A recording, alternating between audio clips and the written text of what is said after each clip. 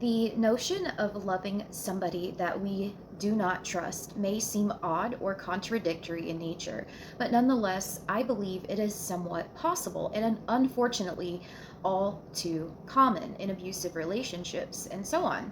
To help put this possibility into perspective, let me ask you some simple questions to serve as an analogy. Can you feed someone and make sure they eat without trusting them? Can you take someone to the doctor and see that they are cared for and medically well and healthy without trusting them?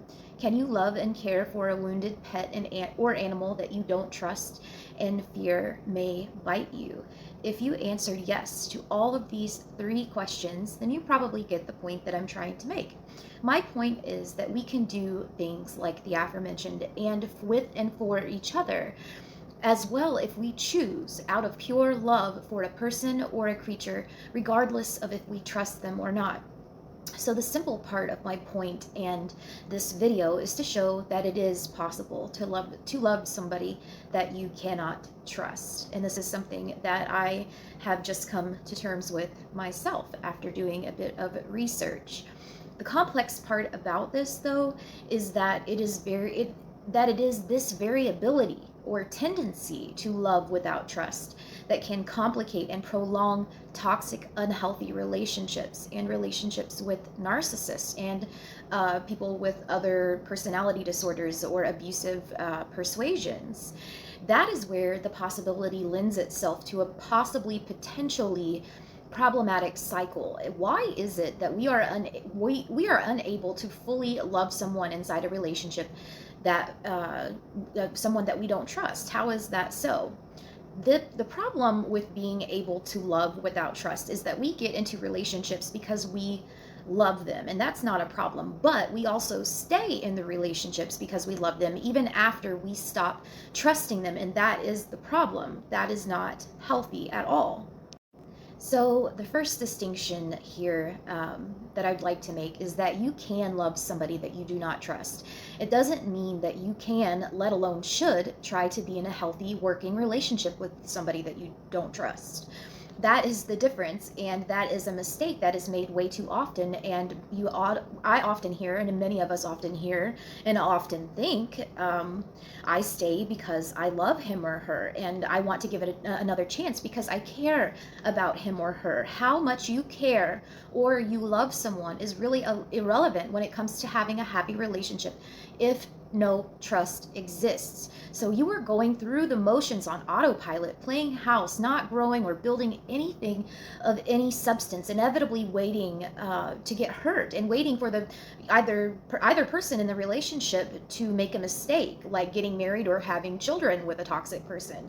Inside of a relationship, lack of trust complicates and prevents the growth and expansion of maturity of love from ever reaching or even moving towards its full potential and what it is capable of. This happens because there is a vulnerability component that is a natural part of any relationship. Healthy relationships are all about being comfortably vulnerable in a way. This comfort increases as does the trust. Not only are we already naturally vulnerable in relationships, but when there is a lack of trust, we have predetermined and established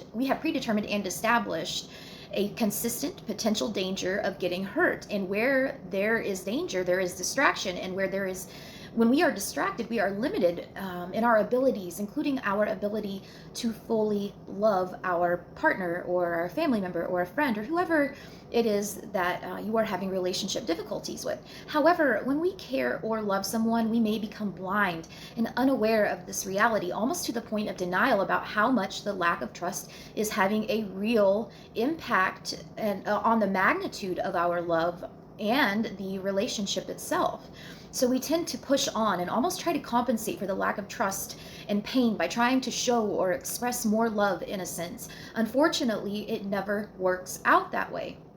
A common misconception that people have when it comes to how and why love and relationships work is that they are under the impression that it's love and emotions and passion and desire and attraction and caring and feelings that don't just make up and drive a relationship, which they do to some extent, but those things are also what carry a relationship through a lifetime.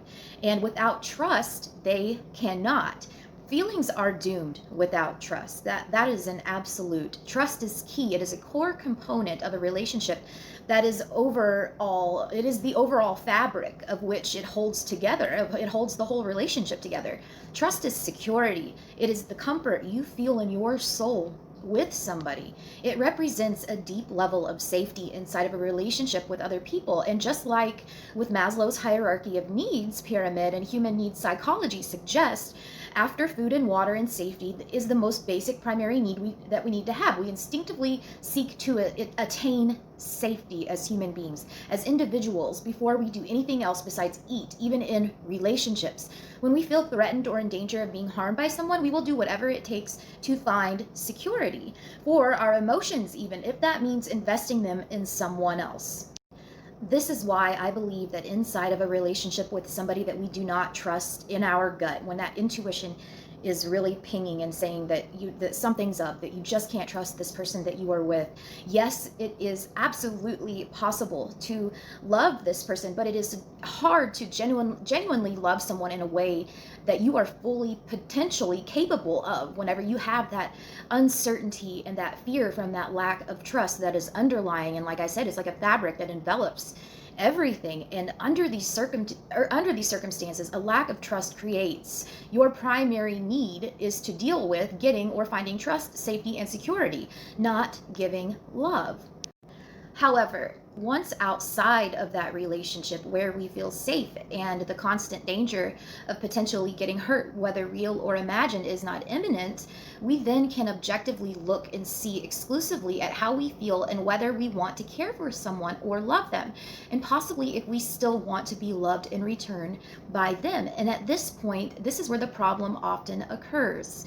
We break up with someone or end things when either the pain or the fear stemming from the lack of trust or the lack of connection gets so intense that it seems and feels stronger and more real than the positive things that we feel for the other person, whether it's a relationship partner or whoever, to the point that it blurs things and it inhibits us from comfortably living a normal life, living naturally. But once we break up or we end things, that act or action in and of itself, in ending and stopping and getting out and being separate from the danger, entails and implies that we are now safer or relieved of that threat.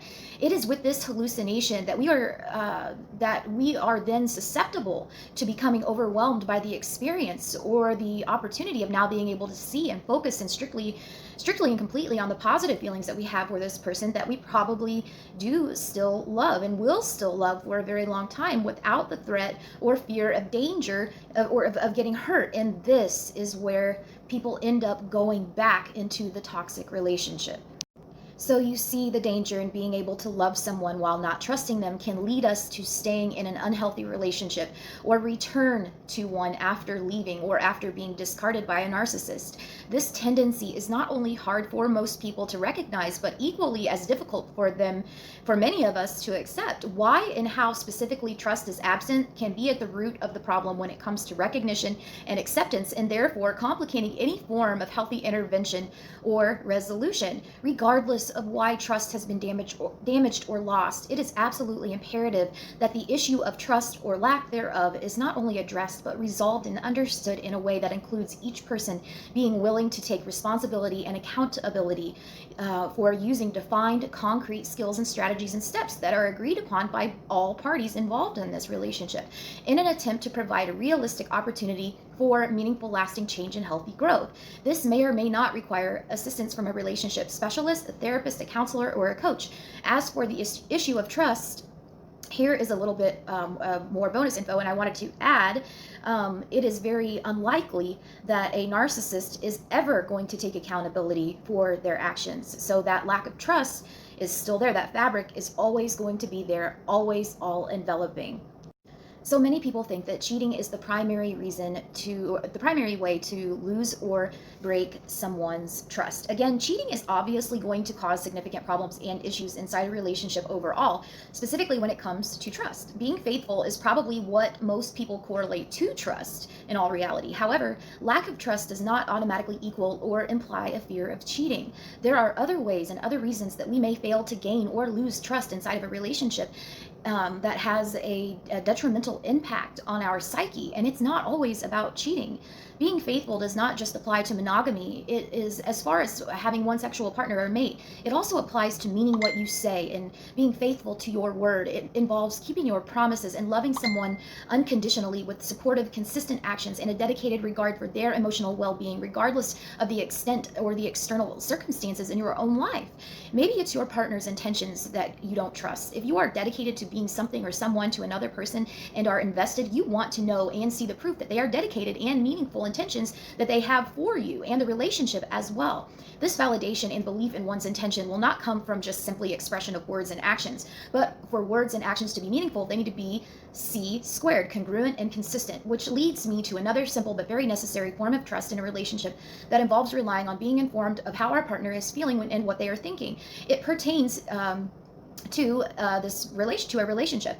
This requires being open and expressing ourselves to our partner. And if we don't feel or believe that we are able to depend on our partner opening up to us or allowing us to open up to them, we have the opportunity to know what's going on with our partner internally and emotionally. And narcissists, they block us from doing those things. It's impossible to do those things with a narcissist. Then we will not only begin to lose trust in their tendency or ability to communicate, but also their intentions with us inside of the relationship, and possibly even worse, maybe how much or how little they really truly care about us.